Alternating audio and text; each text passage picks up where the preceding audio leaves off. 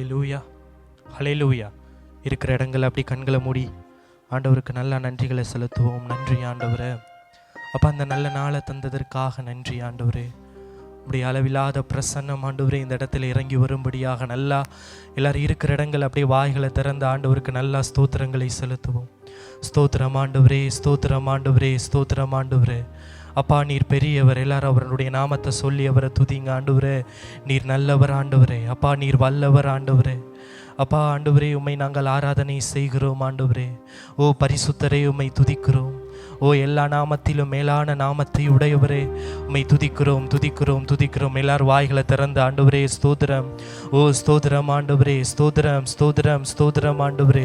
அப்பா ஸ்தோத்திரம் ஆண்டவரே. எங்கே 2 பேராவது 3 பேராவது ஓ இருக்கிறார்களோ அங்கே இருப்பேன்னு சொன்ன ஆண்டவர்.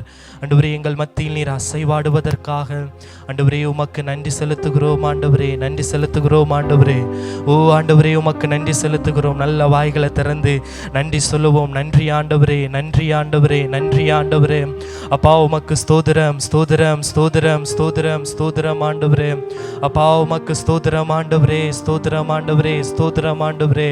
அப்பா இந்த ஆண்டவரே வேதபாட வகுப்புல கர்த்தர் நீர் எங்களோடு பேச போகிறீர் ஆண்டவரே.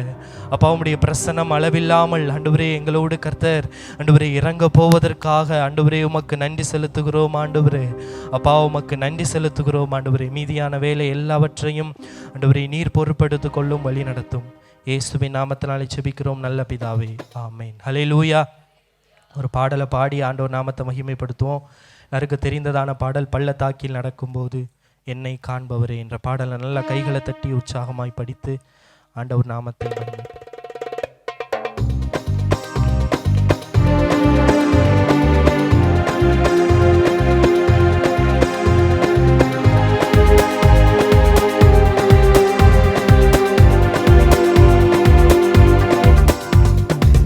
பள்ளத்தாக்கில் நடக்கும்போது என்னை காண்பவரே, தாகத்தாலே கதறும்போது என்னை கேட்பவரே. பள்ளத்தாக்கில் நடக்கும்போது என்னை காண்பவரே, தாகத்தாலே கதறும்போது என்னை கேட்பவரே. எங்க கூர் நீரெந்தன் துணையாளரே, தாகம் தீர்க்கும் ஜீவ தண்ணீரே. எங்க கோர் நீரெந்தன் துணையாளரே, தாகம் தீர்க்கும் ஜீவ தண்ணீரே. ஆவியானவரே, ஆவியானவரே, ஆவியானவரே, ஆவியானவரே.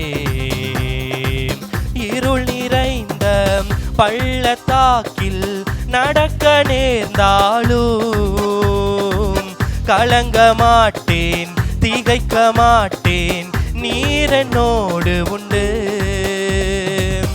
இருள் நிறைந்த பள்ளத்தாக்கில் நடக்க நேர்ந்தாலும் கலங்க மாட்டேன், திகைக்க மாட்டேன், நீர் என்னோடு உண்டு. வார்த்தையாலே தேற்றுவீர், சமூகத்தாலே நடத்துவீர். வார்த்தையாலே தேற்றுவீர், சமூகத்தாலே நடத்துவீர். எங்க கோர் நீரெந்தன் துணையாளரே, தாகம் தீர்க்கும் ஜீவ தண்ணீரே. சொல்ல எங்க கோர், எங்க கோர் நீரெந்தன் துணையாளரே,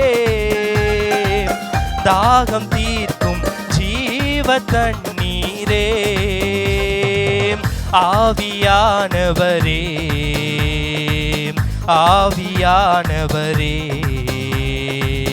ஆவியானவரே, ஆவியானவரே. சோர்ந்து போகும் நேரத்தில் பலனை தருகின்றீர். சத்துவமில்லா வேலையில் அதை பெருக செய்கின்றீர். சோர்ந்து போகும் நேரத்தில் பலனை தருகின்றீர். சத்துவமில்லா வேலையில் அதை பெருக செய்கின்றீர். பலனடைந்திடுவேன், உயர பறந்திடுவேன். நல்லா கைகளை உயர்த்தி பலனடைந்திடுவேன், நான் உயர பறந்திடுவேன். எங்க கோர் நீரெந்தன் துணையாளரே, தாகம் தீர்க்கும் ஜீவ தண்ணீரே. எங்க கோர் நீரெந்தன் துணையாளரே, தாகம் தீர்க்கும் ஜீவ தண்ணீரே. ஆவியானவரே, கைகளை உயர்த்தி ஆவியானவரே, ஆவியானவரே, ஆவியானவரே. சோர்ந்து போகும் நேரத்தில் பலனை தருகின்றீர். சத்துவமில்லா வேலையில் அதை பெருக செய்கின்றீர். சோர்ந்து போகும் நேரத்தில் பலனை தருகின்றீர். சத்துவமில்லா வேலையில் அதை பெருக செய்கின்றீர். பலனடைந்திடுவேன், உயர பறந்திடுவேன். பலனடைந்திடுவேன், உயர பறந்திடுவேன். எங்க கோர் நீரெந்தன் துணையாளரே, தாகம் தீர்க்கும் ஜீவ தண்ணீரே. எங்க கோர் நீரெந்தன் துணையாளரே, தாகம் தீர்க்கும் ஜீவ தண்ணீரே. ஆவியானவரே, ஆவியானவரே, ஆவியானவரே, ஆவியானவரே.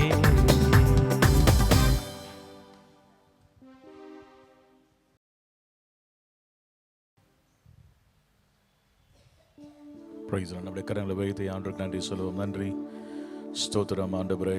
இந்த மாலை வேளையில் நம்முடைய சமூகத்திலே நாங்கள் வந்து உம்மை துதிக்கும்படியான மகிமைப்படுத்தும்படி கிருபை தந்ததுக்காக ஸ்தோத்திரம், ஸ்தோத்திரம், ஸ்தோத்திரம், ஸ்தோத்திரம், ஸ்தோத்திரம் ஆண்டவரே.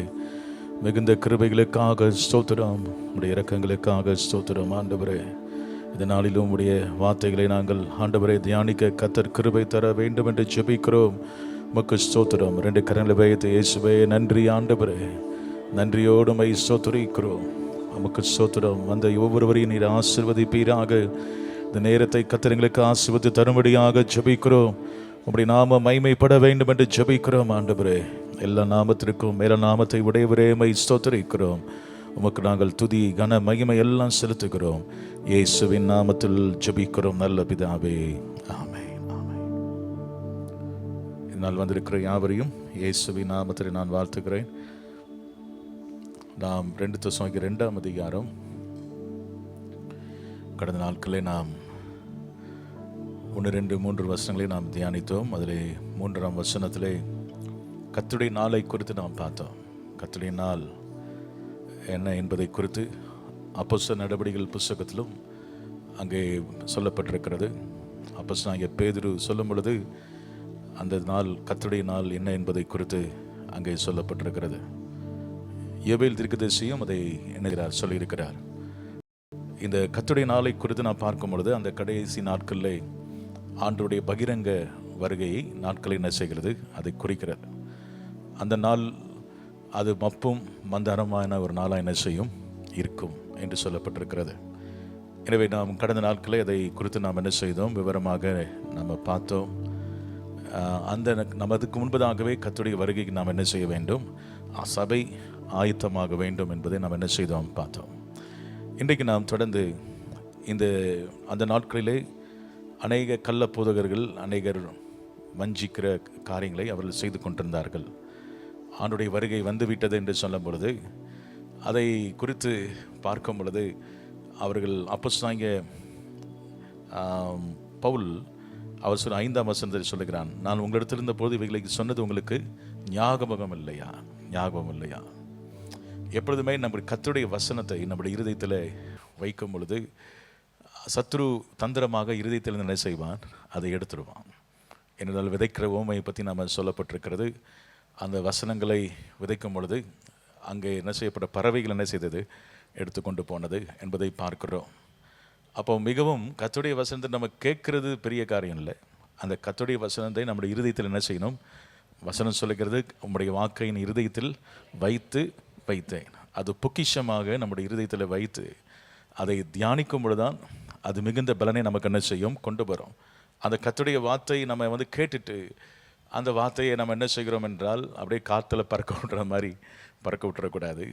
அது ஏனென்றால் இவனுக்கு இந்த வஞ்சக போதனை உள்ளே வருவதற்கு காரணம், தெசலோனிக்கே சபை பவுல் சொன்ன கர்த்தருடைய வார்த்தையை மறந்துட்டாங்க. கர்த்தருடைய வார்த்தை என்ன செஞ்சிட்டாங்க? மறந்து போனார்கள். அதான் பிரச்சனையே.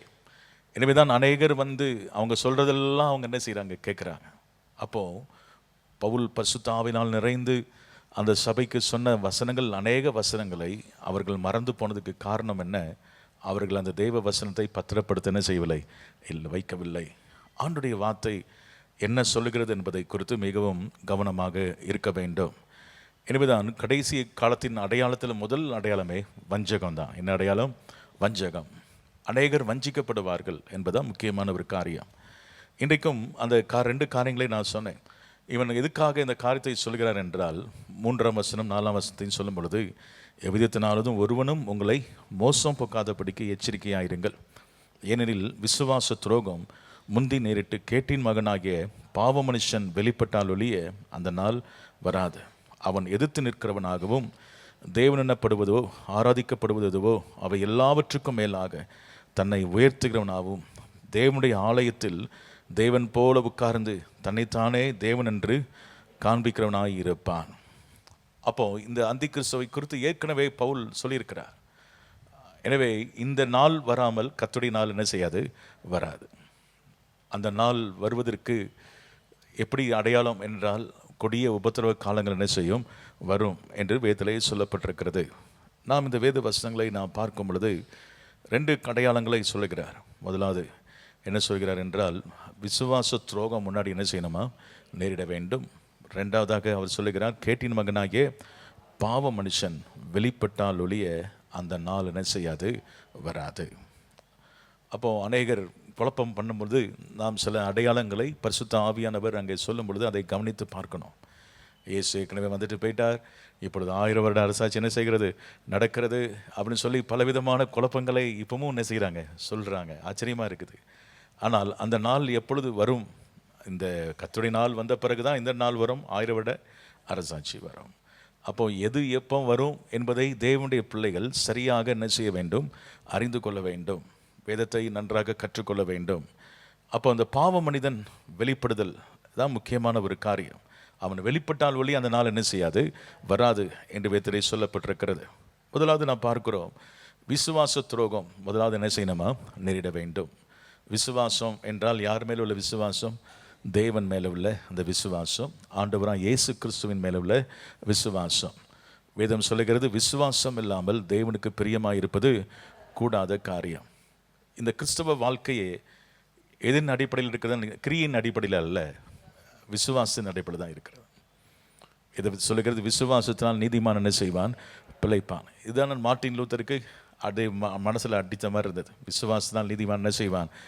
கிரியினால் அல்ல. அவர்கள் அந்த நாட்களே ரட்சிக்கப்படுவதற்கு அவர்கள் பலவிதமான கிரிகளை மறித்த பிறகு கூட போய் சில காரியங்களை அவர்கள் என்ன செய்தாங்க? செய்து அந்த ஆத்மா பரலோகத்துக்கு அனுப்பிடலான்னு சொல்லி சில சடங்காச்சாரங்களாம் என்ன செய்தார்கள்? அவர்கள் செய்தார்கள். இதெல்லாம் மார்ட்டின் லூத்தர் பார்த்து சொன்னார், இதெல்லாம் கிரியினால் ஒருவர் நீதிமானாக முடியாது, விசுவாசத்தினால் மாத்திரமே ஒருவன் என்ன செய்ய முடியும்? நீதிமானாக முடியும். இப்போ நீங்கள் நீதிமானானது எப்படி நீதிமானானீங்க? கிரியனாலையா? நீங்கள் நல்லவர்கள் என்பதனாலையா? இல்லாவிட்டால் நான் ரொம்ப நேரம் ஜெபம் பண்ணுறேன் அதனால் நான் நீதிமானா? இல்லாவிட்டால் நான் அதை செய்கிறேன், ஏழைகளுக்கெல்லாம் போய் என்ன செய்கிறேன், உதவி செய்கிறேன்? இல்லை, அவரை பற்றும் விசுவாசத்தினாலே நாம் நீதிமானாக மாறுகிறோம். கரண்டில் வைத்து ஆமைன்னு சொல்லுவேமா? இது அந்த இயேசு கிறிஸ்துவை இரத்தத்தை பற்றும் விசுவாசம். அந்த விசுவாசத்தினாலே நாம் நீதிமானாக்கப்பட்டிருக்கிறோம்.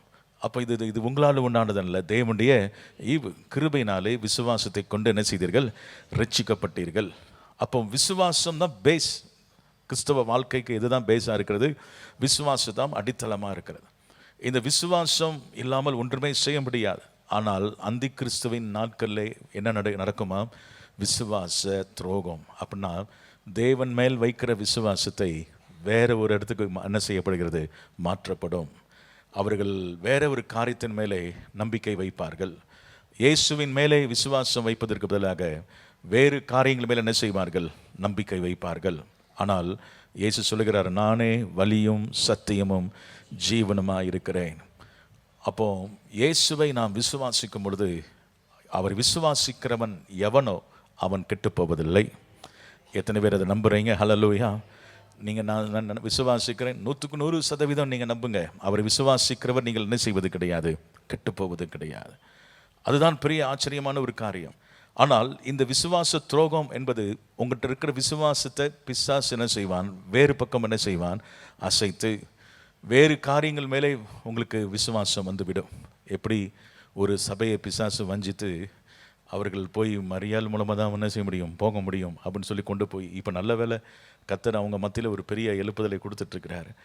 போப்பு சொல்லியிருக்கிறார், மரியாள் மூலமாக இல்லை, இயேசு தான் இரட்சகர் என்று சொல்லியிருக்கிறார். அப்போ பாருங்கள், சத்ரு எவ்வளோ தந்திரமாக விசுவாசத்தை என்ன செஞ்சிடறான்? அப்படி ஒரு பக்கம் மாற்றிடுறான்.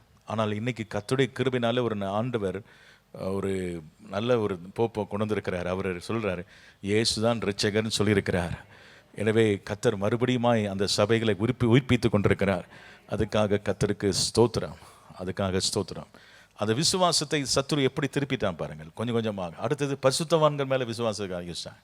அவர்கிட்ட போய் சிலர் பரிசுத்தவான்கள் பேரை சொல்லி, கேத்தலிக்லேருந்து வந்தவங்களுக்கு தெரியும், எனக்கு சரியாக தெரியாது. எனவே புனிதர் பட்டம்லாம் கொடுப்பாங்க அவர்களுக்கு போய் அவங்கள்ட்ட போய் வேண்டிக் கொள்வாங்க, நீங்கள் எப்படியாவது பரலோகத்துக்கு என்ன செய்யுங்க, கூட்டிகிட்டு போங்க அப்படின்னு சொல்லி. அப்போ ஆனால் இயேசு கிறிஸ்து ஒருவர் தான் நம்ம என்ன செய்ய முடியும்? இந்த பூமியில ரட்சிக்கப்படுவதற்கு அவருடைய நாமமே இல்லாமல் வேறு நாமம் நமக்கு என்ன செய்யப்படவில்லை, கொடுக்கப்படவில்லை. அப்போ இயேசு கிறிஸ்து அந்த முழுமையான அவர் மேலே விசுவாசம் வைக்க வேண்டும். ஆனால் கர்த்தருடைய வருகை அவர் நெருங்கும் பொழுது, மனுஷகுமாரன் வரும்பொழுது விசுவாசத்தை காண்பாரோ? அப்போஸ்தலனாகிய பவுல் சொல்லுகிற, நல்ல போராட்டத்தை போராடினேன், விசுவாசத்தை அவன் சொல்கிறான் பாருங்கள். நல்ல போராட்ட விசுவாசத்தை காத்துக்கொள்வது ரொம்ப முக்கியம் ஒரு தேவனுடைய பிள்ளைகளுக்கு. ஏன்னா விசுவாசம் எங்கே கையை முதலாவது வைப்பானா? விசுவாசத்தை தான் கையை வைப்பான். அதெல்லாம் நடக்காது, ஜோமனா ஒன்றும் நடக்காது, அதெல்லாம் ஒன்றும் அவங்களுக்கு நடக்கும், உனக்கு நடக்காதுன்னு சொல்லுவான். இல்லை, நான் ஆராதிக்கிற என் ஆண்டவராக இயேசு எனக்கு சொன்ன வாக்குத்தத்தங்களை என்ன செய்வார்? நிறைவேற்றுவார். அவர் எனக்கு சொன்னதை செய்து என்ன செய்வார்? முடிப்பார். என்னை இறுதி வரை, கடைசி வரை என்னை நடத்துவார் என்று அவர் மேலே இப்படி கண்ணை மூடிட்டு சில பிடிச்சுக்குவாங்க தெரியுமா? அந்த மாதிரி அவரை உறுதியாக பிடித்து கொள்ளுங்கள் அவரை. அவ்வளோதான். உம்மை விட்டால் எனக்கு வேற வழியே கிடையாது ஆண்டவரே. இயேசுதான். அவர் மூலமாய் நான் மகிமையில் சேரும் ஸ்லாக்கியத்தை நாம் என்ன செய்திருக்கிறோம்? பெற்றிருக்கிறோம். அப்போது அந்த விசுவாச துரோகத்துக்கு பிசாசு எல்லா காரியங்களையும் செய்வான். அவன் பாருங்கள், திடீரென்று அவர்கள் வேறு காரியத்தின் மேல் என்ன செய்வார்கள்? நம்பிக்கையை வைத்து விடுவார்கள். எனக்கு தெரியும், ஒரு நல்ல ஒரு சகோதரர், அவர் ஆண்டவரை நன்றாக நேசித்து பின்பற்றினவர் தான். திடீரென்று பட்டையெல்லாம் அடிச்சுட்டு அவர் நான் இயேசு தான் தெய்வமா, எல்லாமே தெய்வம் அப்படின்னு சொல்லிட்டு இருக்கிறாரு. அப்போ பாருங்கள், இந்த விசுவாசம் துரோகம் அது கொஞ்சம் கொஞ்சமாக என்ன செய்யும்? நடைபெறதான் செய்யும். அநேகர் விசுவாசத்தை விட்டு என்ன செய்வார்கள்? விலகி போகும் பொழுது நீங்கள் ஜோமனி கொள்ளுங்கள், ஆண்டவரே உம்முடைய கிருபையினாலே கடைசி வரை என்னுடைய விசுவாசத்தை காத்துக்கொள்ள கிருபை தாரும் ஆண்டவரே, கிருபை தாரும். எத்தனை பேர் விசுவாசிக்கிறீங்க? ஹல்லேலூயா. இந்த விசுவாச துரோகம் ஏன் வருதுன்னா, வஞ்சிக்கிற போதனையினால் வருகிறது. சில நேரத்தில் பாருங்கள், இயேசு கிறிஸ்து அவர் ஒரு கண்ணியின் வயிற்றிலே பிறந்தார் என்பதை விசுவாசிக்க முடியாத அளவுக்கு சில சினிமா படங்கள் எடுத்தாங்க, அப்படிதான்ல. அவர் வந்து அவருக்கு திருமணம் ஆகி அவருக்கு பிள்ளைகளாக இருக்கிற மாதிரிலாம் எடுத்தாங்க, அப்படிதான்ல. அப்போது அதை பார்க்குறவங்களுக்கு என்ன உண்டாகும்னா, அதை பார்க்கும் பொழுது இயேசு கிறிஸ்துவுடைய அந்த தெய்வீகத்தை மறுதலிக்கும்படியாக அவருடைய பாருங்கள், அவருடைய பெயருக்கு அவப்பெயரை ஏற்படுத்தும்படியாக அநேக காரியங்களை செய்யும் பொழுது நாம் உறுதியாக இந்த சத்திய வசனத்தை படித்து அதிலே உள்ள வார்த்தைகளை விசுவாசிப்போம் என்றால், சிலர் வந்து ஒரு தம்பி தெரியும், நல்லா ஜெபிப்பான், நல்லா இருந்தான், ஃபுல்லாக நெட்டில் ஆராய்ச்சி பண்ணிட்டு இருந்தான், ஒவ்வொரு ஆராய்ச்சி பண்ணி கடைசியில் இயேசுவை விட்டு விலகி போயிட்டான். இதுதான் விசுவாச துரோகம். இதானது விசுவாச துரோகம்.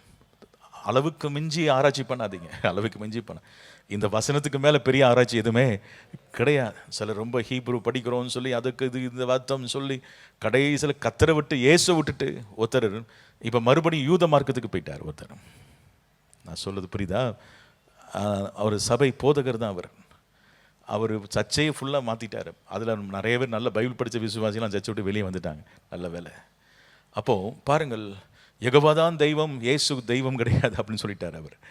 அப்படி அதை மறுதலிக்கிறவர்கள் விசுவாச துரோகம் முந்தி என்ன செய்யும், நேரிடும். மிகவும் கவனமாக இருக்கணும், மிக கவனமாக இருக்க வேண்டும். வேதத்தை நல்லா என்ன செய்யணும், வாசித்து.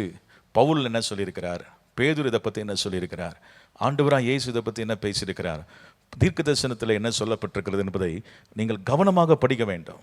அது வேத வாக்கியங்களை எல்லாம் நிறைவேறத்தக்கதாக இவையெல்லாம் என்ன செய்திருக்கிறது, நடந்திருக்கிறது. இவையெல்லாம் நம்ம கவனமாக படிக்கும் பொழுது நாம் நிச்சயமாகவே அந்த வசனம் நம்முடைய இருதயத்தில் இருக்கணும், யாரும் நம்மை வஞ்சிக்க முடியாது. விசுவாச துரோகம் ஏற்படுவதின் முதல் காரியமே என்னதான், வஞ்சனையான போதனைகள். வஞ்சனையான போதனைகள். நம்ம சர்ச்சு பக்கத்தில் ஒரு சர்ச் இருக்குது, அவங்க சொல்கிறாங்க 1000 வருட அரசாட்சி இப்போ என்ன செஞ்சுட்டு இருக்கு, நடந்துட்டுருக்கு, இயேசு ஏற்கனவே வந்துட்டு போயிட்டார் அப்படின்னு சொல்கிறாங்க. அப்போ பாருங்கள், வஞ்சனையான போதனைகள் இன்னைக்கு அநேகம் இருக்கும் பொழுது கண்ணை மூடிட்டு எல்லாரும் ஊழியம், எல்லா ஊழியம் அப்படி எடுத்துக்கூட முடியாது. ஆண்டவர் சத்தியத்தை அறிவீர்கள், சத்தியம் என்ன செய்யும், விடுதலை ஆக்கும். சபை என்பது சத்தியத்துக்கு தூணும் ஆதாரமாக இருக்க வேண்டும். அந்த சத்தியம் என்றால் இயேசு தான் சத்தியம். இயேசு அங்கே இல்லாட்டினா ஒன்றுமே கிடையாது. என்றால் அவர் தான் யார், நானே வழியும் சத்தியமும் ஜீவனுமாக இருக்கிறேன். அப்போது ஆண்டவராக இயேசுக்கு அங்கே மகிமை கொடுக்கப்படுகிறதா, யாருக்கு அங்கே கனம் கொடுக்கப்படுகிறது, அங்கே சொல்லி பார்க்க வேண்டும். யாரை அங்கே உயர்த்தப்படுகிறது, நம்ம சபையில் நம்ம அதை தான் சொல்கிறோம், யாரை உயர்த்த வேண்டும், இயேசு கிறிஸ்துவின் நாமம் எல்லா நாமத்திற்கும் மேலான நாமம். அவருடைய நாமம் மகிமைப்படுகிறதா என்பதை நம்ம பார்க்கணும், நம்ம பார்க்க போகிறோம். பாருங்கள், இந்த விசுவாச துரோகம் நேரிடும் பொழுது அங்கே பாருங்கள், அநேகர் நம்பிக்கை துரோகம் என்று சொன்னால் ஒரு சம்பவத்தை நீங்கள் பார்க்கணும். ஒரு ராஜாவுக்கு விரோதமாக ஒரு ராஜ்யத்துக்கு விரோதமாய் கலகம் பண்ணுதல் அப்படின்னு அர்த்தமா.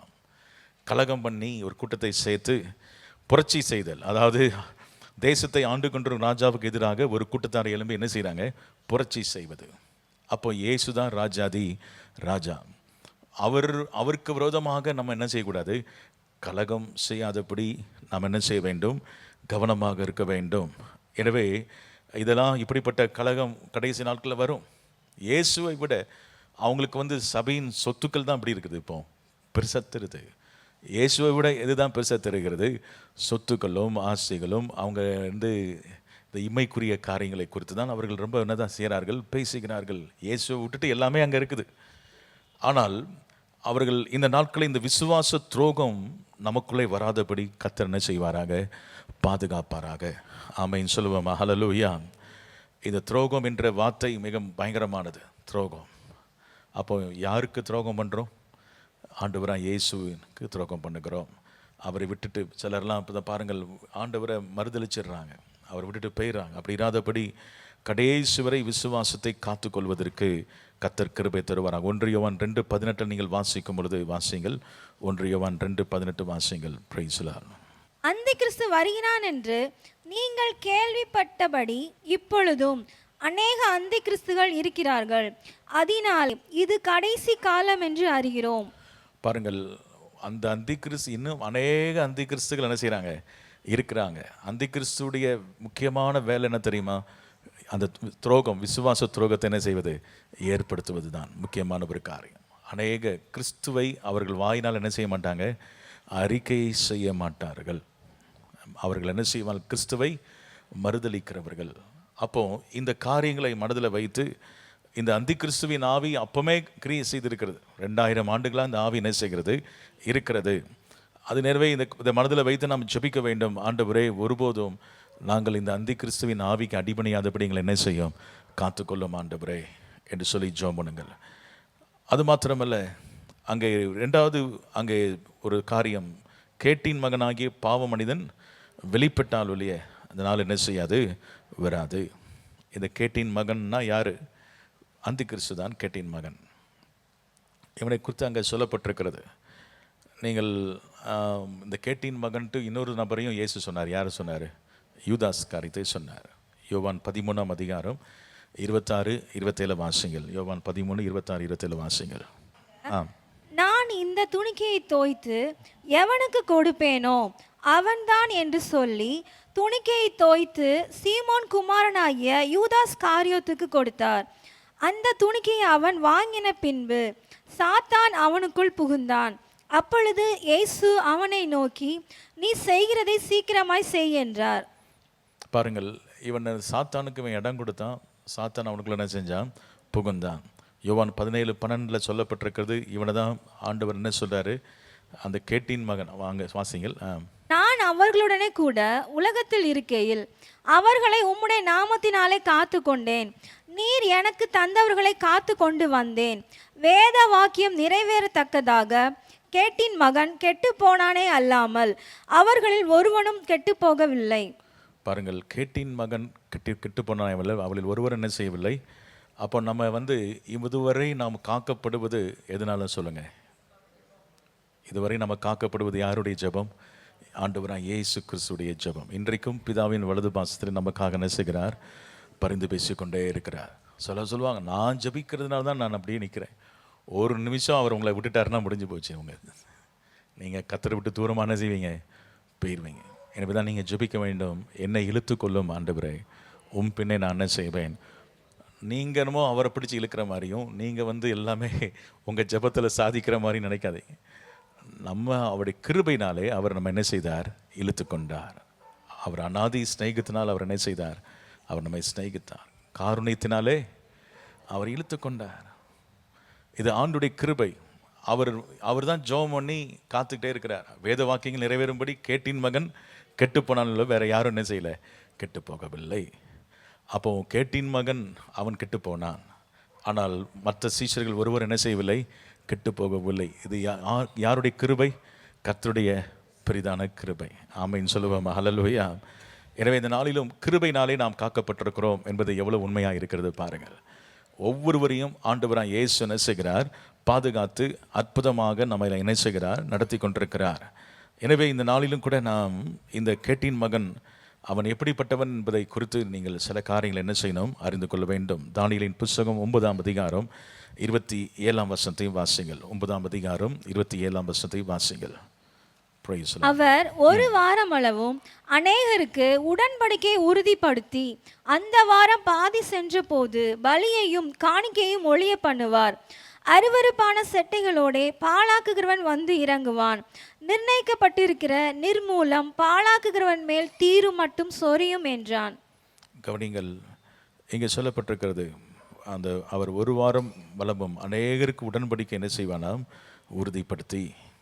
ஆரம்பத்தில் இந்த கேட்டின் மகன் அவன் மிகவும் சமாதானம் பண்ணுகிறவனாக இருப்பான். அவன் சமாதான உடன்படிக்கை ஏற்படுத்தி தேவாலயம் கட்டுவதற்கு அவன் எப்படி செய்வான், உதவியாக இருப்பான். முதல் 3 ஆண்டுகள், அதான் அந்த பாதி என்று சொல்லப்பட்டிருக்கிறது. எப்பவுமே தேவனுடைய பிள்ளைகள் பாதி கிணறு அல்ல, முழுமையாகவே கர்த்தருக்கு என்ன செய்யணும், ஒப்பு கொடுத்து அவர்கள் பாதி மாய்மாலம் பண்ணி ஒரு 3 ஆண்டுகள் அவன் நல்லவனை போல என்ன செய்வான், காட்டிக்கொள்வான், சமாதானம் உடன்படிக்கை செய்து. ஆனால் அடுத்த பாதியிலே அவன் தன் யார் என்பதை அவன் வெளிப்படுத்துவான். பலியும் காணிக்கைகள் என்ன செய்வானாம், ஒளிய பண்ணி அருவருப்பான செட்டைகளோடு பாலாக்குகிறவன் என்ன செய்வான், இறங்குவான். அருவருப்பான செட்டைகளோடு கூட இறங்குவான். அப்போ இந்த கேட்டின் மகனுடைய காரியம் எப்படி வெளிப்படுகிறது என்று சொன்னால், அவன் தன்னை நல்லவன் என்று காட்டிக்கொண்டாலும் அவன் சுயரூபம் என்ன செய்யும், ஒரு நாள் அது கண்டிப்பாக வெளிப்படும் என்று வேதம் சொல்லுகிறது.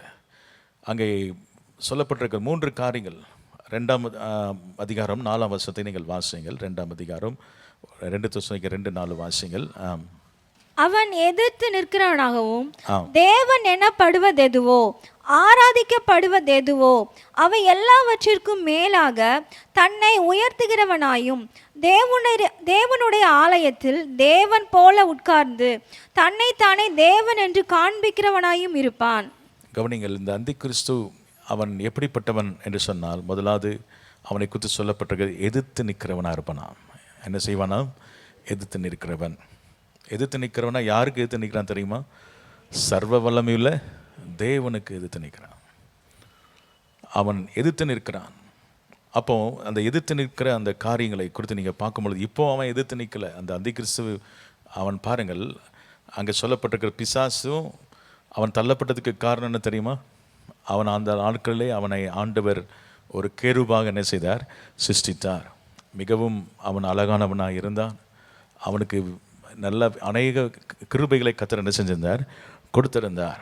ஆனால் அவன் அந்த நாட்களே அவன் செய்த ஒரு காரியம், ஏசாயா 14ஆம் அதிகாரம் 13ஆம் வசனம் 14ஆம் வசனத்தை நீங்கள் வாசிங்கள். ஏசாயா 14ஆம் அதிகாரம் 13, 14 வாசிங்கள். நான் வானத்துக்கு ஏறுவேன், தேவனுடைய நட்சத்திரங்களுக்கு மேலாக என் சிங்காசனத்தை உயர்த்துவேன், வடபுறங்களில் உள்ள ஆராதனை கூட்டத்தின் பர்வதத்திலே வீற்றிருப்பேன் என்றும், நான் மேகங்களுக்கு மேலாக உன்னதங்களில் ஏறுவேன், உன்னதமானவருக்கு ஒப்பாவேன் என்றும் நீ உன் இருதயத்தில் சொன்னாயே. இங்கே சொல்லப்பட்ட காரியத்தை கவனிங்கள். அவன் இருதயத்துக்குள்ளே ஒரு மேட்டிமை, பெருமை இருந்ததை அங்கே பரிசுத்த வேதம் என்ன செய்கிறது? சொல்லுகிறது. அவன் இருதயத்தில் என்ன சொன்னான்? நான் மேலே என்ன செய்வேன்? ஏறுவேன், உன்னதங்களில் ஏறுவேன், உன்னதமானவருக்கு ஒப்பாவேன் என்று உன் இருதயத்தில் சொன்னாயே. வேதம் சொல்லுகிறது, பெருமையுள்ளவர்களுக்கு தேவன் என்ன செய்கிறாரா? எதிர்த்து நிற்கிறார். இந்த பெருமை ஒரு தேவனுடைய பிள்ளைகளுக்குள்ளே இருக்கும் என்றால், அந்த பெருமை என்ன செய்யும் என்றால், அது என்னால் எல்லாம் முடியும் என்று சொல்லி அவங்களுக்குள்ள என்ன செய்யும்? ஒரு எண்ணம் வரும். தேவனுக்கு அவர்கள் ஒருபோதும் என்ன செய்ய மாட்டார்கள்? கீழ்ப்படிய மாட்டார்கள். எதிர்த்து நிற்கிறதுனா வசனத்துக்கு விரோதமாக என்ன செய்கிறது? நிற்கிறது. அவர்கள் எப்பவும் சுயமாக அவங்க என்ன செய்வார்கள்? தாங்கள் செய்து கொண்டிருப்பார்கள். தேவனுக்கு அவர்கள் ஒருபோதும் என்ன செய்ய மாட்டார்கள்? செவி கொடுக்க மாட்டார்கள். சவுல் கூட ஆரம்ப நாட்களில் நல்லவனாக தான் இருந்தான். ஆனால் போக போக கர்த்தர் சொன்ன வார்த்தைக்கு எதுவுமே என்ன செய்யலாமே?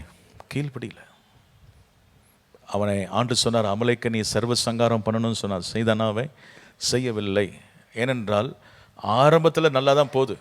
ஆரம்பத்தில் மிகுந்த தாழ்மையாக நடந்து கொண்டான், மிகுந்த நல்லவனாக தான் இருந்தான் சவுல். ஆனால் போக போக அவனுக்குள்ளே பெருமை உள்ளே வந்த பொழுது அந்த மனமேட்டிமை, இன்றைக்கி அநேக தேவனுடைய பிள்ளைகளுடைய வாழ்க்கையில் ஆரம்பம் நல்லதாக இருக்கும், ஆனால் போக போக அவங்களுக்குள்ள என்ன வந்துடும்? மனமேட்டிமை வந்துடும். இதுதான் அந்தி கிறிஸ்துடைய அடையாளம். கொஞ்சம் கொஞ்சமாக அவங்க அந்தி கிறிஸ்து உள்ளே வந்துட்டாருன்னா அவனை எதிர்த்து நிற்கிறவனா என்ன செய்வான்? எதிர்த்து நிற்கிறதுனா நான் இப்படி தான் செய்யணுமோ, நானும் இப்படி தான் செய்வேன் அப்படின்னு சொல்லி, இல்லை நான் இப்படி தான் செய்வேன்னு சொல்லி அவங்க ஒன்று என்ன செய்வாங்க? செய்வார்கள். எதற்கும் கீழ்ப்படி என்ன செய்ய மாட்டார்கள். ஆனால் வேதம் சொல்லுகிறது, நாம் அவருடைய பலத்தை கைக்குள்ள என்ன செய்யணுமா? அடங்கி இருந்து அந்த கீழ்ப்படுதலின் ஆவியை நாம் என்ன செய்யணும்? பெற்றுக்கொள்ள கர்த்தர் நமக்கு என்ன செய்யணும்? கிருபை தரணும்.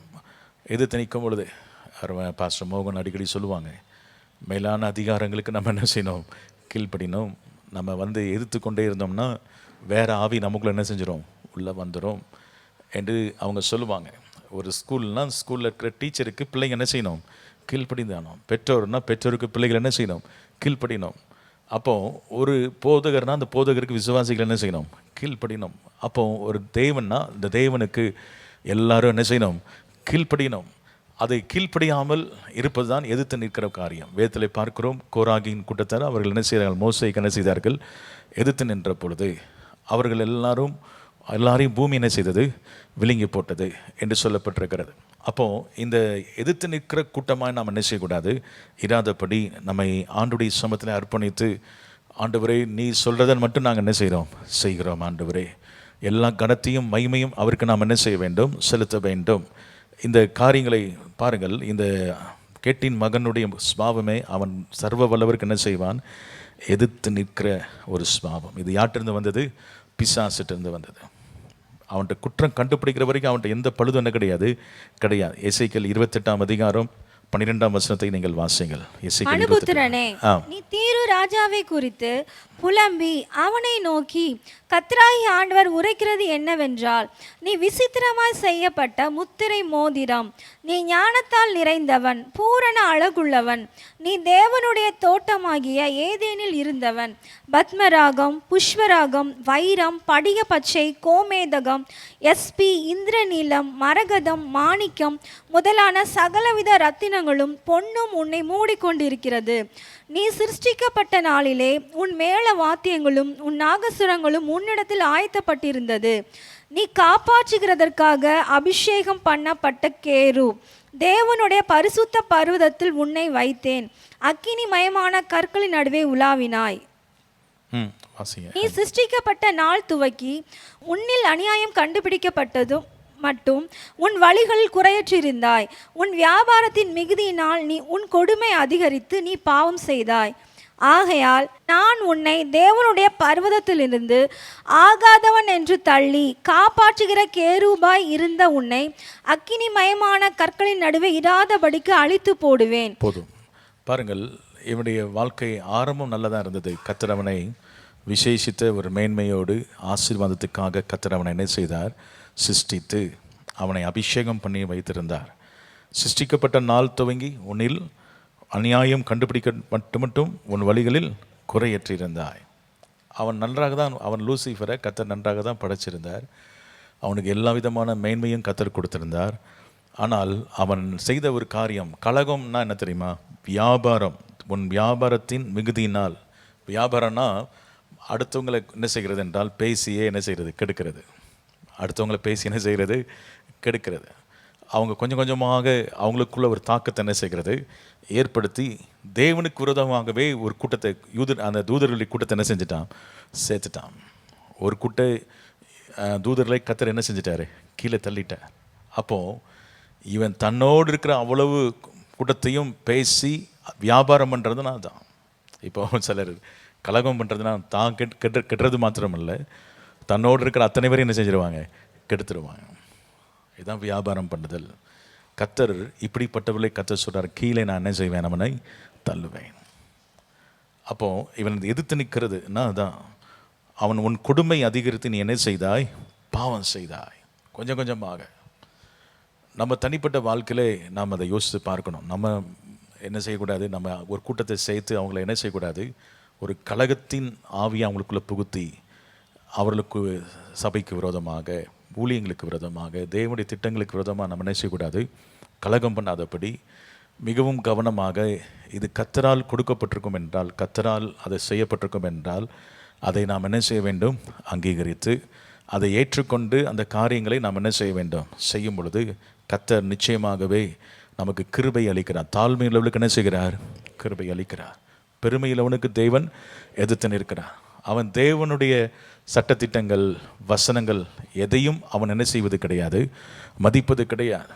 இப்படிப்பட்ட ஒரு காரியங்கள் நமக்குள்ளே இராதபடி மிக மனத்தாழ்மையோடு நாம் நடந்து கொள்வதற்கு கர்த்தர் நமக்கு என்ன செய்ய வேண்டும்? கிருபையை ஆண்டு நமக்கு தர வேண்டும். அந்த வசனங்கள் அதான் சொல்லப்பட்டிருக்கு. எதிர்த்து நிற்கிறவன் அவனை அங்கே எசேக்கியேல்ல வாசிக்கும் பொழுது ஆண்டவர் அவனை அவ்வளவு அருமையாக படைத்திருக்கிறார். எவ்வளோ விசேஷமாக படைத்திருக்கிறார் பாருங்கள். எவ்வளவு அவனை யோசித்து அவனுக்கு வேண்டிய அநேக கிருபைகளையும் ஆசீர்வாதங்களையும் கொடுத்து படைத்தோம். அவன் என்ன செய்யவில்லை? நிலைத்திருக்க முடியவில்லை. அவன் ஏனென்றால் அவன் இருதயத்திலே மனம் மேட்டிமையானான் என்று சொல்லப்பட்டிருக்கிறது. மேட்டிமையான இருதயத்தை கர்த்தர் என்ன செய்கிறார்? தூரத்திலிருந்து என்ன செய்கிறாரா? அறிகிறார் என்று சொல்லப்பட்டிருக்கிறது. எனவே தேவனுடைய பிள்ளைகளுக்கு இந்த பெருமை வரக்கூடாது. யாருக்கெல்லாம் நீங்கள் பாருங்கள், வேதத்தில் பெருமை உள்ளவர்கள் எல்லாம் மாட்டிக்கிட்டாங்க. நேபுகாத்நேச்சார் சொன்னால், நான் கட்டின மகாபாலின், உடனே கர்த்தர் அவனை செஞ்சார், கீழே தள்ளினதை பார்க்கிறோம். பெருமை உள்ளவர்களுக்கு தேவன் என்ன செய்கிறார்? எதிர்த்து நிற்கிறார். அப்போ மனத்தாழ்மையோடு நாம் போய் ஆண்டுடைய சமூகத்தில் ஒவ்வொரு நாளும், ஆண்டவரே என்னிடத்தில் உள்ள குறைகள் எல்லாம் என்ன செய்யுங்க? மன்னித்து உமக்கு பிரியமானதை செய்ய எனக்கு என்ன செய்யும்? கற்றுத்தாரோம் ஆண்டவரே. தாவீது அவ்வளோ பெரிய அரசனாக இருந்தும் அவன் மிக மனத்தாழ்மையாக நடந்து கொண்டதினாலே அவனை பார்த்து ஆண்டவர் சொல்கிறார், என் இருதயத்துக்கு அவன் எப்படிப்பட்டவன்? ஏற்றவன் என்று சொல்லுகிறார். இன்றைக்கி நம்ம வாழ்க்கையிலும் இந்த பெருமை வருவதற்கு அநேக சந்தர்ப்பங்கள் இருக்கிறது. இவன் பெருமை நமக்குள்ளே இருக்குதுன்னு எப்படி தெரியும்னா, வெளிப்படுத்தல் நீங்கள் 13ஆம் அதிகாரம் 5ஆம் வசனத்தை நீங்கள் வாசிங்கள். வெளிப்படுத்தல் 13. பெருமையானவைகளையும் தூஷணங்களையும் பேசும் வாய் அதற்கு கொடுக்கப்பட்டது, அல்லாமலும் 42 மாதம் யுத்தம் பண்ண அதற்கு அதிகாரம் கொடுக்கப்பட்டது. அது தேவனை தூஷிக்கும்படி தன் வாயை திறந்து அவருடைய நாமத்தையும் அவருடைய வாசஸ்தலத்தையும் பரலோகத்தில் வாசமா இருக்கிறவர்களையும் தூசித்து. கவனிங்கள், இந்த அந்தி கிறிஸ்துவுடைய பயங்கரமான அந்த மிருகம், அதுக்கு என்ன, அந்தி கிறிஸ்துக்கு இன்னொரு பேர் என்னது? மிருகம்.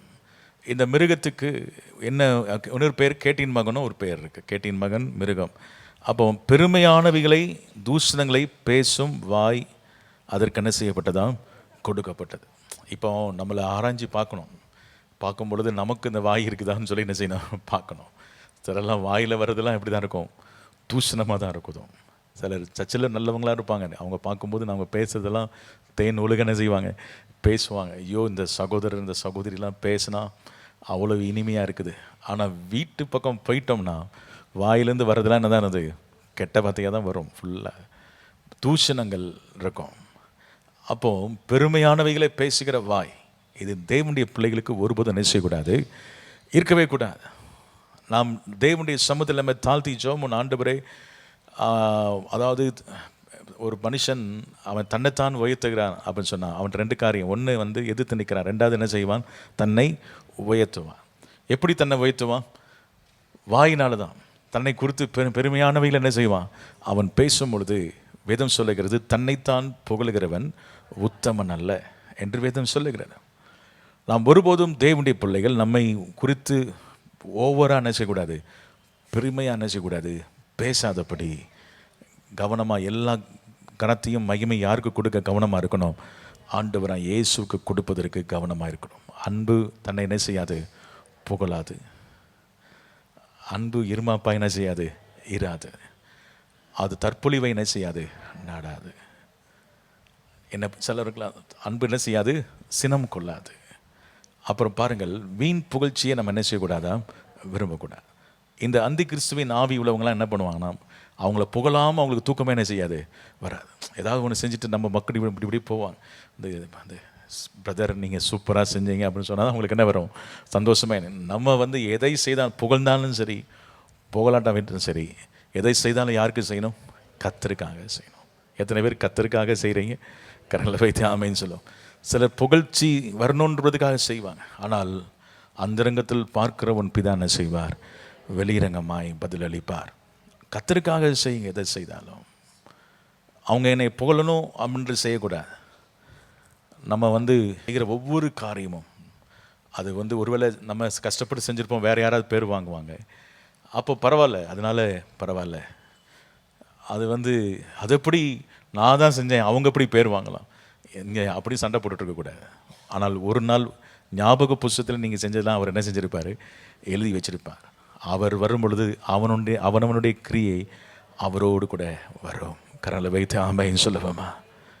நான் தான் இந்த பாடுபட்டேன் தெரியுமா, நான் தான் இதெல்லாம் செஞ்சேன் அப்படின்னு சொல்லி வாயினால் பெருமையானவங்க என்ன செய்யக்கூடாது?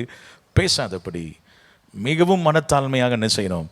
இருந்து ஆண்டவர் எனக்கு கொடுத்த, பவுல் ரொம்ப நீட்டாக சொல்கிறான் பாருங்கள். நான் நட்டேன், அப்போலோ அவன் என்ன சொல்கிறான் வரான்னு தெரியுமா? என் வேலையை நான் செஞ்சிட்ருக்கேன். அப்போ அவ்வளோதான். அவன் என் வேலையை நடுற வேலை செஞ்சிட்டேன். நான் நட்டேன், அப்போலோ என்ன செய்கிறான்? ஏன்னா அந்த நாட்களில் ஒரு பேர் அப்போலோ மாதிரி யாரும் பிரசங்கம் பண்ண முடியாது.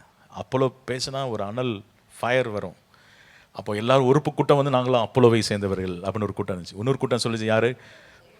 நாங்கள் கேபாவை சேர்ந்தவர்கள். ஒரு கூட்டம் பவுலை சேர்ந்தவர்கள். அப்போது இப்படி அந்த நாட்களே இந்த மாதிரி ரசிகர்கள் பட்டாலும் என்ன செய்ய இருந்திருக்கு. ஆனால் பவுல் ரொம்ப கவனமாக சொல்கிறான். நான் நட்டேன், அப்போலாம் என்ன செய்தான்? நீர்ப்பார். ஆனால் விலையை செய்கிறது யார்? தெய்வம் தான் விலையை செய்கிறார். அப்போது மிக கவனமாக இருக்கணும். நம்ம ஒவ்வொருவருக்கும் ஒரு பாட்டு. கை செய்ய வேண்டியவை கை தானே செய்யும். வாய் செய்ய வேலை வாய் என்ன செய்யும். கால் செய்ய வேண்டிய காலை செய்யும். நம்மளை கர்த்தர் கிறிஸ்துவின் சரீரத்தில் எங்கே நம்மளை அவயங்களாக வச்சுருக்கிறாரோ அந்த வேலையை பார்த்துட்டு அமைதியாக முடிச்சுட்டு போயிடணும். கரலை வைத்து அமைன்னு சொல்லுவோம்மா. புகழ்ச்சி மனுஷாக வரக்கூடாது. யாரால் வரணும்? தேவனால் வரணும். அல்லேலூயா சொல்லுவோம்மா.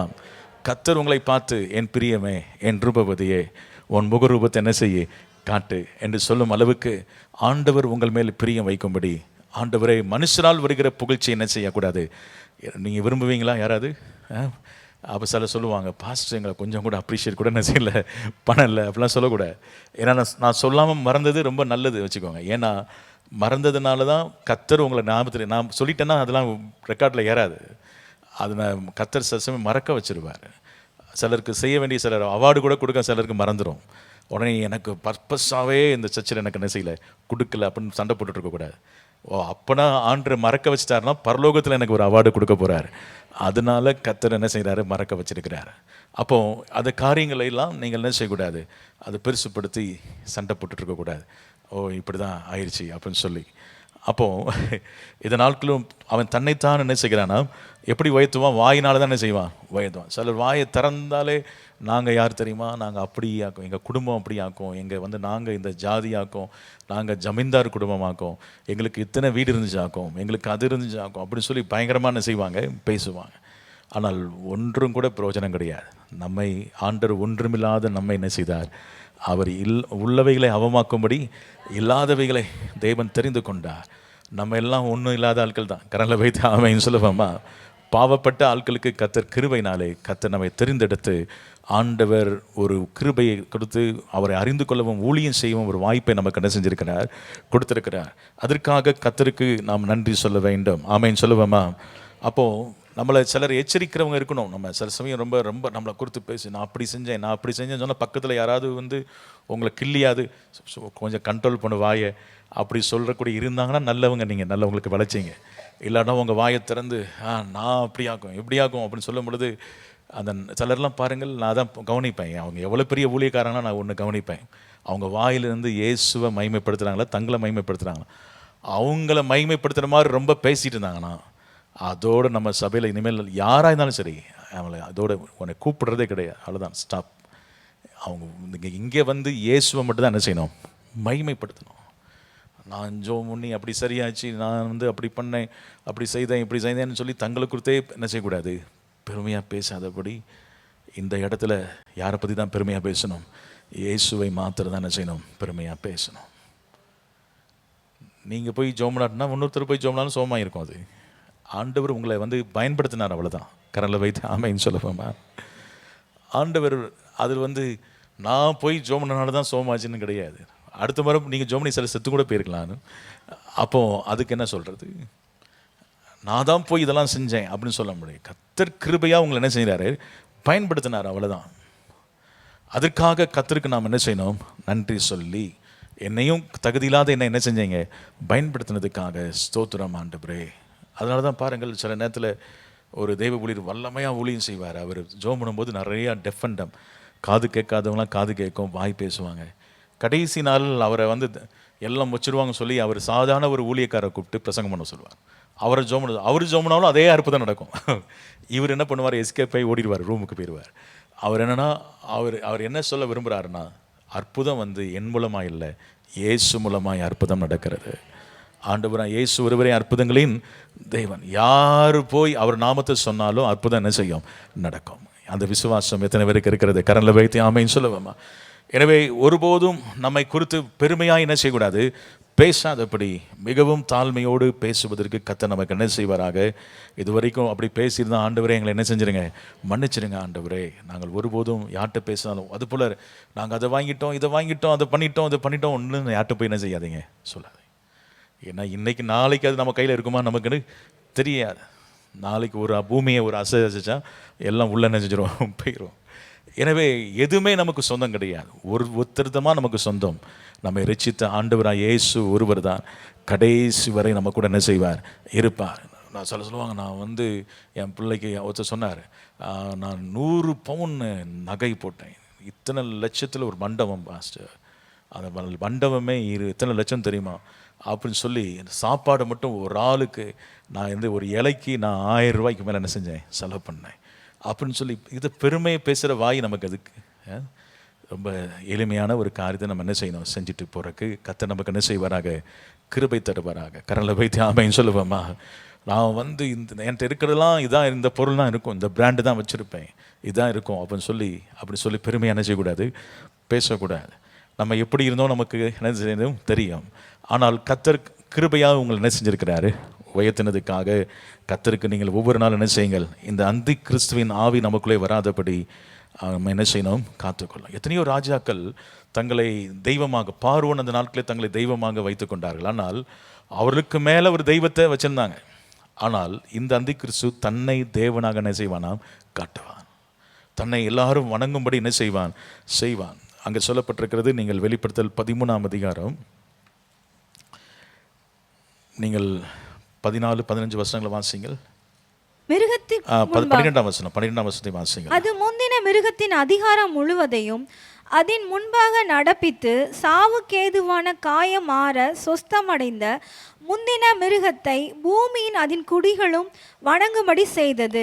அன்றியும் அது மனுஷருக்கு முன்பாக வானத்திலிருந்து பூமியின் மேல் அக்கினியை இறங்க பண்ணத்தக்கதாக பெரிய அற்புதங்களை நடப்பித்து. கவனிங்க, அந்த மிருகம் பெரிய பெரிய அற்புதங்களாக என்ன செஞ்சாம், நடப்பித்தது.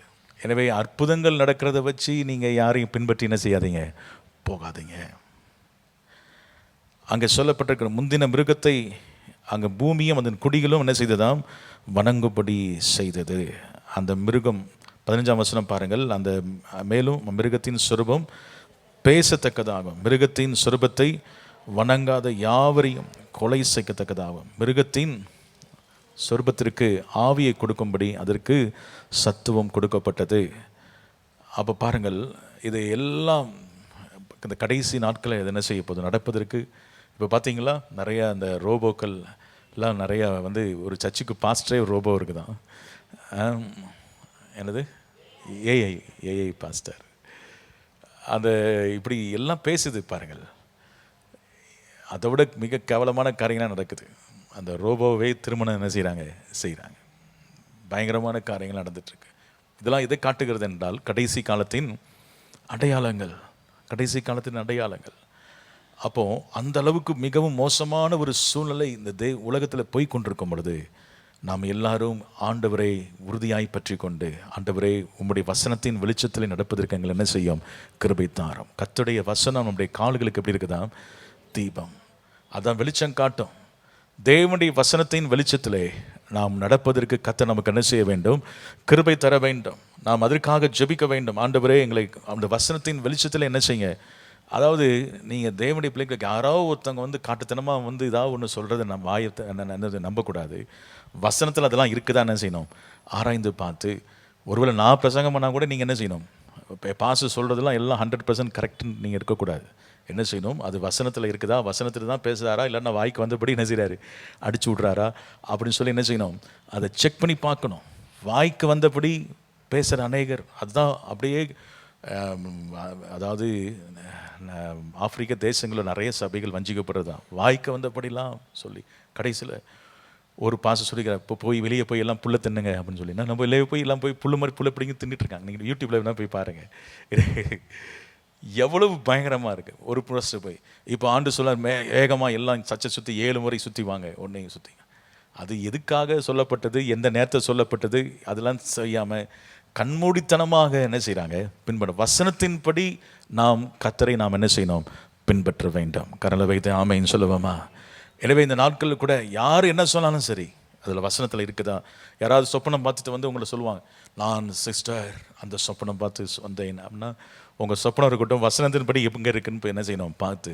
இல்லைன்னா போங்க, உங்கள் சொப்பனமாக இருக்கு, நீங்கள் சொப்பனக்காரி உன்னை போடி அப்படின்னு சொல்லி விரட்டி விட்டுடணும்.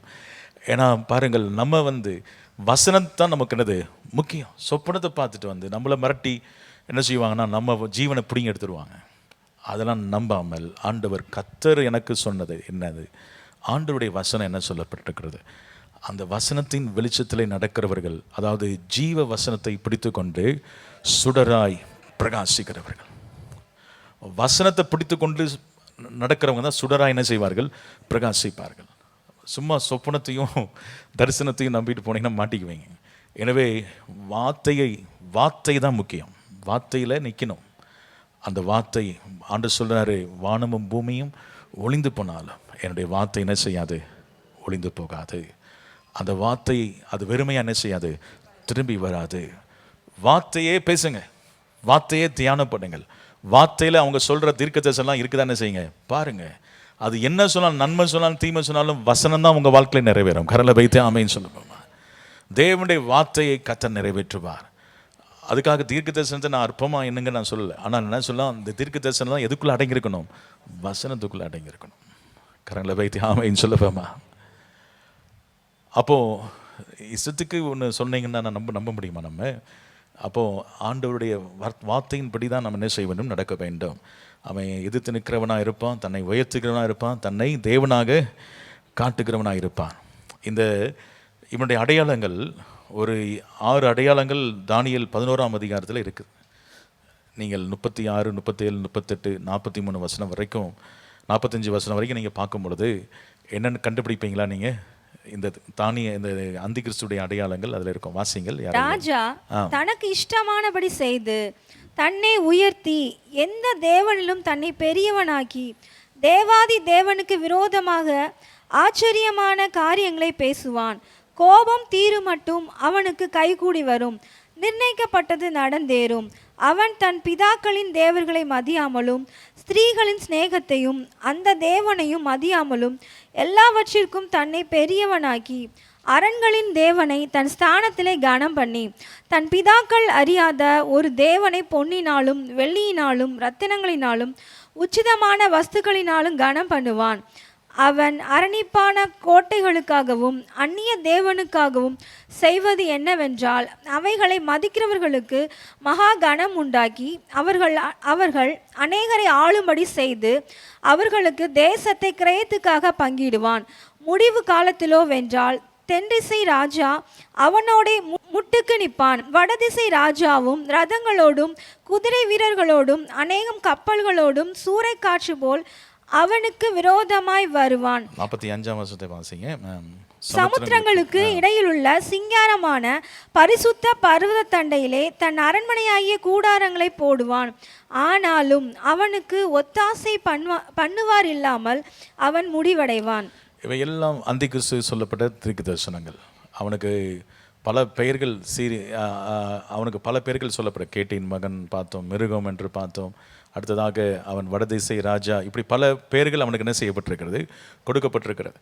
இங்கே அவன் எப்படிப்பட்டவனாக இருப்பான் என்று சொன்னால், தன்னை அங்கே சொல்லப்பட்டிருக்கிற எதிர்த்து நிற்கிறவனாக இருப்பான் பார்த்தோம்.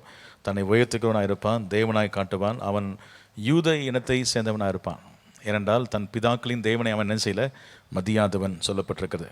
அது மாத்திரமல்ல, அவன் ஸ்திரீகளின் சிநேகத்தை விரும்பாதவனாக என்ன செய்வான், இருப்பான். அவன் ஓரின சேர்க்கையை விரும்புகிறவனாக இருப்பான் என்று அங்கே வேத பண்டிதர்கள் சொல்கிறாங்க. உலகம் முழுவதும் அவனுடைய ஆளுகைக்கு என்ன செய்யப்பட்டிருக்கும், உட்பட்டிருக்கும். சகல ஐஸ்வர்யமும் உலக பொருளாதாரமும் அவன் கையில் இருக்கும். 43ஆம் வசனம். யாரும் அவனை மேற்கொள்ள முடியாது. அவன் என்ன செய்வான், அங்கே கடைசியிலே அங்கே சொல்லப்பட்டிருக்கு 45ஆம் வருஷத்தில் அழிவை அவன் என்ன செய்வான், சந்திப்பான் என்று சொல்லப்பட்டிருக்கிறது. இவனை குறித்து, அந்தி கிறிஸ்துவை குறித்து நீங்கள் தானியேல் 7:11, வெளிப்படுத்தல் 14:9-11, அப்புறம் 15ஆம் அதிகாரம் 2-3, இப்படி பல இடங்களில் இதை பற்றி என்ன செய்யப்பட்டிருக்கிறது, சொல்லப்பட்டிருக்கிறது. அதாவது வெளிப்படுத்தல் 13ஆம் அதிகாரத்திலும் அந்தி கிறிஸ்துவை பற்றி சொல்லப்பட்டிருக்கிறது, 17ஆம் அதிகாரத்தில். அப்போது வெளிப்படுத்தல அநேக இடங்களில் அந்தி கிறிஸ்துவை பற்றி என்ன செய்யப்பட்டிருக்கு, சொல்லப்பட்டிருக்கிறது. நீங்கள் இந்த வசனங்கள்லாம் வீட்டில் போய் என்ன செய்யுங்க, வாசித்து இந்த அந்தி கிறிஸ்து எப்படிப்பட்டவனாக இருப்பான், எப்பொழுது அவன் தன்னை வெளிப்படுத்துவான், இந்த அந்தி கிறிஸ்து வருவதற்கு எல்லா காரியங்களும் ஆயத்தமாகி கொண்டிருக்கிறது. அவன் என்ன செய்வான், அந்த 13 அதை மட்டும் நான் சொல்லிட்டு முடிச்சிடுறேன். ஏன்னா அதில் போய் நம்ம என்ன செய்யக்கூடாது, மாட்டிருக்கக்கூடாது. வாசிங்கள் நீங்கள் 13ஆம் அதிகாரம் 16, 17, 18 வாசிங்கள். அது சிறியோர் பெரியோர் ஐஸ்வர்யவான்கள் தரித்திர சுயாதீனர் அடிமைகள் இவர்கள் யாவரும் தங்கள் தங்கள் வலது கைகளிலாவது நெற்றிகளிலாவது ஒரு முத்திரை பெரும் படிக்கும். அந்த மிருகத்தின் முத்திரையாவது அதன் நாமத்தையாவது அதன் நாமத்தின் லக்கத்தையாவது தரித்து கொள்கிறவன் தவிர வேறொருவனும் கொள்ளவும் விற்கவும் கூடாதபடிக்கு செய்தது. இதிலே ஞானம் விளங்கும். அந்த மிருகத்தின் லக்கத்தை புத்தியுடையவன் கணக்கு பார்க்க கடவன். அது மனுஷனுடைய லக்கமாய் இருக்கிறது. அதனுடைய லக்கம் 666. கவனிங்கள், இது கடைசி நாட்களில் நடக்கிற காரியங்களை பற்றி சொல்லப்பட்டிருக்கு. சிறியோர் பெரிய ஐஸ்வர்யவான்கள் எல்லாரும் எங்களால் தரித்து கொள்ளணுமா, தங்கள் வலது கையிலாது நெற்றியிலாது முத்திரையை பெறும்படிக்கு. இது எல்லாம் சில இடத்துல பல இடங்கள் நடந்துட்டு இருக்குது. இப்போவுமே வலது கையில் என்ன செய்கிறாங்கன்னா நிறைய பேர் அதை பதிக்கிறாங்க. சின்ன சிப்பு செய்து அதில் உங்கள் பாஸ்போர்ட்டு, உங்களுடைய பேங்க் அக்கௌண்ட்டு, உங்களுடைய டிரைவிங் லைசன்ஸு, உங்களுடைய பேன் கார்டு எல்லாமே இதில் தொலைச்சிருவீங்கன்னு சொல்லி எல்லாம் உள்ளே என்ன செய்கிறான் புதைச்சி வச்சு, உங்களுடைய ஐடி, ஆதார் கார்டு எல்லாமே இதில் வந்துடும் அந்த சின்ன சிப்பில். பல தேசங்களில் இது இப்போவே என்ன செய்ய ஆரம்பிச்சிட்டாங்க. நம்ம கடத்த நாட்களில் படங்களோடு எம்டி ஜெகன் நமக்கு போட்டு என்ன செஞ்சார், காமிச்சார். பல இடங்களில் பல கம்பெனிஸில் இப்போ அந்த சிப்பு பதிக்க ஆரம்பிச்சிட்டாங்க. அது கிட்டத்தட்ட அதில் வேலை பார்க்குற ஒரு தம்பி விதமாக ஒரு பாஸ்டர் போய் சொல்லும்போது சொல்லியிருக்கிறான், அந்த எங்கள் கம்பெனியில் அந்த சிப்பு அதை தயார் பண்ண ஆரம்பிச்சிட்டாங்க. அது வலது கையிலாவது எங்கே இருக்கும், நெற்றியிலையாவது இருக்கும் என்று சொல்லி. ஏற்கனவே நீங்கள் பழகிட்டீங்க. இந்த கொரோனா டைமில் நெத்தியில் சூடு இருக்கா பார்த்தாங்களா, டெம்பரேச்சர். அப்போது எல்லாம் உங்களெல்லாம் பழக்கப்படுத்திகிட்டே வராங்க பாருங்கள் கொஞ்சம் கொஞ்சமாக. அப்போ சீக்கிரமாக இதெல்லாம் அது இல்லாமல் விற்கவும் முடியாது, வாங்கவும் முடியாமல் செய்து அப்படி ஆயிடுச்சு. கொஞ்சம் கொஞ்சமாக அந்த மணி டிரான்சாக்ஷன் குறைஞ்சிட்டே வருதா பார்த்தீங்களா. எல்லாமே டிஜிட்டலில் வந்துருச்சு. எல்லாமே பரிவர்த்தனை எல்லாம் எப்படி ஆன்லைனில் தான் பண்ணுறாங்க இப்போ எல்லாருமே. அப்போது கொஞ்சம் கொஞ்சமாக குறைஞ்சிட்டே வருது. அதெல்லாம் இந்த அடையாளங்கள்லாம் பார்க்கும்பொழுது என்ன தெரியுது, அந்திகிறிஸ்து வெளிப்பட போகிறான். அப்போ அந்திகிறிஸ்து வெளிப்பட்ட அவனுக்கு எத்தனை வருஷம் தான் அவனுக்கு இருக்கும், முதல்ல 7 வருஷம் தான். 7 வருஷம் முடிவில் யார் வருவது, கர்த்தருடைய நாள் வரும். அதில் ஆண்டவராகிய இயேசுடைய பகிரங்க வருகை வரும். அப்போது அந்த வருகை, அவர் வரும் நேரத்தை யாருக்கும் என்ன செய்யாது தெரியாதுன்னா யாருக்கு அது சொல்லப்பட்டிருக்குது என்றால் மணவாட்டிக்கு சொல்லப்பட்டிருக்கிறது. நம்ம எப்பொழுதும் நாம் என்ன செய்யணும், ஆயத்தமாக இருக்க வேண்டும். இயேசு கிறிஸ்து எப்பொழுதும் என்ன செய்வார், எந்த நிமிடமும் எப்பொழுதும் என்ன செய்யலாம், வரலாம். ஏற்கனவே நம்ம பார்த்தோம், ஒவ்வொரு முத்திரையாக என்ன செய்யப்பட்டிருக்கிறது, உடைக்கப்பட்டு கொண்டே இருக்கிறது. எனவே ஆண்டுடைய வருகைக்கு நாம் ஆயத்தமாக வேண்டும். அந்தி கிறிஸ்து வருவதற்கு அடையாளங்கள் எல்லாம் நீங்கள் பார்த்து அதை நீங்கள் எச்சரிக்கணும், உங்கள் பிள்ளைகளுக்கு சொல்லிக் கொடுக்கணும். வரும் நாட்களில் என்னதான் ஒருவேளை நீ கைவிடப்பட்டாலும் என்ன பண்ணிடாத, வலது கையிலையாவது நெத்திலையாவது முத்திரை என்ன செஞ்சிடாத, தரித்திடாத. முதல்ல உங்கள் பிள்ளைங்களை கைவிடப்படக்கூடாது. அவங்களுக்காக ஜெபம் பண்ணுங்க. அவங்க எப்படியாவது நோவாவும் அவருடைய பிள்ளைகளும் எப்படி பேழைகளை காக்கப்பட்டது போல தேவனோடு சஞ்சரிக்கிற ஒரு கிருபை. கரண்டில் வைத்து ஆமைன்னு சொல்லுவேமா. 2 பேர் தேவனோடு சஞ்சரித்தாங்க. ஒருத்தர் யார், ஏனோக்கு, 2வது நோவா. தேவனோடு சஞ்சரிக்கிற ஒரு கிருபை உங்களுக்கு இருக்கும் என்றால் உங்களை கர்த்தர் எடுத்துக்கொள்வார். தேவனோடு சஞ்சரிக்கிற கிருபை உங்களுக்கு இருக்கும் என்றால் உங்கள் குடும்பத்தை கர்த்தர் என்ன செய்வார், காப்பாற்றுவார். எனவே ஆண்டுடைய சமத்தில் ஒப்பு கொடுத்து நம்ம எல்லாம் ஜெபம் பண்ணுவோம். ஆண்டவரே, உம்மோடு சஞ்சரிக்கிற கிருபை எங்களுக்கு என்ன செய்யும், தாரும். ஆண்டவரே, அந்தி கிறிஸ்து மிகவும் ஆண்டவரை வெளிப்படுவதற்கு காத்து கொண்டிருக்கிற நாட்களிலே அவன் யார், அவனுக்குரிய சுபாவங்கள் ஒன்று கூட எங்களிடத்தில் இருக்கக்கூடாது. ஆண்டவரே, எங்களை ஒருபோது நாங்கள் உயர்த்துகிறவர்களாக, பெருமையானவைகளை பேசுகிறவர்களாக, எதிர்த்து நிற்கிறவர்களாக உமக்கு ஸ்தோத்திரம். ஆண்டவரே, நாங்கள் மற்றவங்களை எல்லாம் கீழ்ப்படுத்துகிறவர்களாக இராதபடி மற்றவர்களுக்கு நாங்கள் பணிவிடைக்காரர்களாக இருக்க கர்த்தர் எங்களுக்கு கிருபை தரும்படியாக ஜெபிக்கிறோம். எங்களை விட மற்றவர்களை மேன்மையாக என்ன கர்த்தர் எங்களுக்கு உதவி செய்யும். எங்களுக்குள்ள இருக்கிற எல்லா குறைவுகளை எடுத்து போடுவீராக. வேண்டாத துர்க்குணங்கள் எல்லாவற்றையும் வேரோடு பிடுங்கி போடும்படியாக ஜெபிக்கிறோம். நல்ல கரங்களை வைத்து ஆண்டவரே உமக்கு ஸ்தோத்திரம். அப்பா ஸ்தோத்திரம். உம்மோடு நாங்கள் இருக்கணுமே, உம்மை போல நாங்கள் மாறணும். ஆண்டவரே உமக்கு ஸ்தோத்திரம். ஆண்டவரே, எங்களை மாற்றுவீராக. உம்மோடு சஞ்சரிக்கிற கிருபை ஏனோக்கு தேவனோடு சஞ்சரித்தது போல, நோவா தேவனோடு சஞ்சரித்தது போல அவங்க 2 பேருமே காக்கப்பட்டார்கள். அப்பா உமக்கு ஸ்தோத்திரம். ஏனோக்கு எடுத்துக்கொள்ளப்பட்டான். ஹல்லேலூயா. நோவா அவன் அழிவிலிருந்து காப்பாற்றப்பட்டான். அந்த கிருபைகளை கர்த்தர் எங்களுக்கு தரும்படியாக, எங்கள் குடும்பத்துக்கு தரும்படியாக நாங்கள் எல்லாரும் பாரத்தோடு ஜெபிக்கிறோம். நாங்கள் ஒருபோதும் ஆண்டவரே நாங்கள் அதை பண்ணிட்டோம் இதை பண்ணிட்டோம் அது சாதனையாக பேசாதபடி எல்லாம் கன மகிமை உமக்கு செலுத்த எங்களுக்கு உதவி செய்யும். கடைசி வரை மனத்தாழ்மையோடு நடந்து கொள்ளக்கூடிய கிருபை எங்களுக்கு தாரும். எதை கேட்டாலும் கிருபையினாலே கர்த்தர் இதை செய்தார் என்று சொல்லக்கூடிய ஒரு மனத்தாழ்மையை கர்த்தர் நமக்கு தரும்படியாக எல்லாம் வலது கரங்களை வைத்து ஆண்டவரே அந்த தாழ்மையுள்ள இருதயத்தை கர்த்தர் எங்களுக்கு தருவீராக. மேட்டிமையான சிந்தைகள் எல்லாவற்றையும் எங்களை விட்டு அப்புறப்படுத்துவீராக. உமக்கு பிரியமில்லாத காரியங்கள் எல்லாம் வேரோடு பிடுங்கப்படும்படியாக நாங்கள் ஜெபிக்கிறோம். ஆண்டவரே உமக்கு ஸ்தோத்திரம். கலகம் பண்ணுகிற ஆவிகளுக்குள்ள வரக்கூடாது, எதிர்த்து நிற்கிற ஆவியை வரக்கூடாது.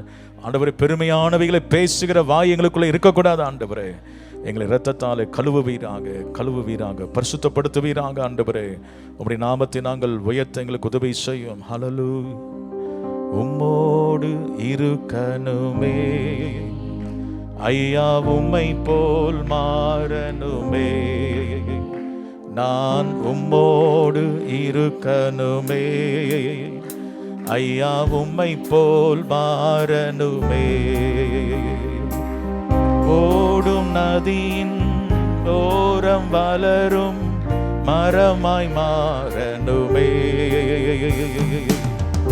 ஓடும் நதியின் ஓரம் வளரும் மரமாய் மாறணுமே. எல்லா நாளும் இலைகளோடு கனிகள் தருக்கணுமே, எல்லா நாளும் இலைகளோடு கனிகள் கொடுக்கணுமே, நான் உம்மோடு இருக்கணுமே ஐயா, உம்மை போல் மாறணுமே, நான் உம்மோடு இருக்கணுமே ஐயா, உம்மை போல் மாறணுமே. உலக பெருமை இன்பமெல்லாம் குப்பையாய் மாறணுமே, உலக பெருமை இன்பமெல்லாம் குப்பையாய் மாறணுமே. உம்மையே என் கண்முன் வைத்து ஓடி ஜெயிக்கணுமே, உம்மையே என் கண்முன் வைத்து ஓடி ஜெயிக்கணுமே, நான் உம்மோடு இருக்கணுமே ஐயா, உம்மை போல் மாறணுமே, நான் உம்மோடு உம்மை போல் மாறணுமே. வார்த்தை என்னும் மாலை ஏந்தி யுத்தங்கள் செய்யணுமே, வார்த்தை என்னும் வாளை ஏந்தி யுத்தங்கள் செய்யணுமே, விசுவாசம் என்னும் கேடயத்தால் பிசாசை வெல்லணுமே, விசுவாசம் என்னும் கேடயத்தால் பிசாசை வெல்லணுமே, நான் உம்மோடு இருக்கணுமே ஐயா, உம்மை போல் மாறணுமே, நான் உம்மோடு ஐயா, உம்மை போல் மாறணுமே. ஹல்லேலூயா. எங்களை அர்ப்பணிக்கிறோம் ஆண்டவரே. ஒருபோதும் ஆண்டவரே இந்த அந்தி கிறிஸ்துவின் ஆவி எங்களுக்குள்ளே கிரியை செய்யாதபடி எங்களை காத்துக்கொள்ளும் ஆண்டவரே. கிறிஸ்து இயேசுவின் சிந்தையே உங்களில் இருக்க கடவுது என்ற வார்த்தையின்படி அவனவன் தனக்கானவையில் பிறனுக்கானவையில் நோக்குவானாக என்ற வார்த்தையின்படி மனத்தாழ்மையோடு இருக்க கர்த்தர் ஒவ்வொருவருக்கும் கிருபை தருவீராக. பணிவிடை ஆவிகளை எங்களுக்கு தருவீராக. உமக்கு ஸ்தோத்திரம் ஆண்டவரே. பெருமையானவைகளை பேசுகிற வாயை எங்களை விட்டு அப்புறப்படுத்தி எப்பொழுதும் மனத்தாழ்மையோடு நடந்து கொள்ள கர்த்தர் எங்களுக்கு கிருபை தாரும் ஆண்டவரே. நீர் ஆண்டவரே சிலுவை குறித்த அல்லாமல் வேற ஒன்றை குறித்து நான் மேன்மை பாராட்ட மாட்டேன் என்று பவுல் சொன்னது போல நாங்களும் சொல்ல கர்த்தர் எங்களுக்கு கிருபை தாரும். கடைசி வரை இந்த கிருபை எங்களுக்கு தாரும். அப்படி நாம மைமைப்பட வேண்டும் என்று ஜெபிக்கிறோம். இயேசு கிறிஸ்துவின் நாமத்தில் ஜெபிக்கிறோம் நல்ல பிதாவே. ஆமென், ஆமென். Praise the Lord. கர்த்தர் உங்களை ஆசீர்வதிப்பார்.